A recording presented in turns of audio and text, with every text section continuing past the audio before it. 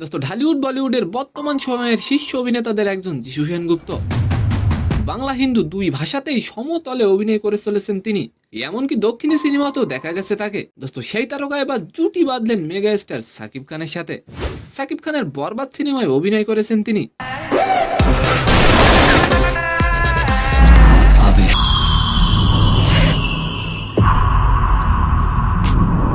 দোস্ত সম্প্রতি ভারতীয় এক সংবাদ মাধ্যমের মুখোমুখি হয়েছিলেন যিশু সেনগুপ্ত। সেখানে তিনি জানিয়েছেন সাকিব খানের সঙ্গে কাজের অভিজ্ঞতা। দোস্ত তবে যিশু সেনগুপ্ত সাকিবকে নিয়ে এমন কথা বলবে সেটা অনেকেই আশা করেনি। সাকিব খানের বরবাদ সিনেমা কি পারবে নতুন কোনো রেকর্ড গড়তে? অবশ্যই আপনি কমেন্ট করে যাবেন।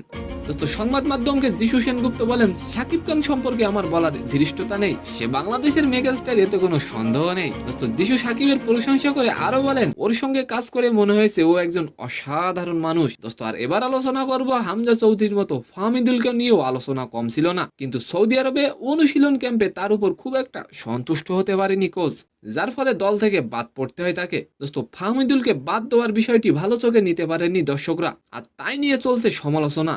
দোস্ত আর তাই বাফুফে সভাপতির সাথে 19 মার্চ জরুরি বৈঠক করবেন উপদেষ্টা আসিফ মাহমুদ।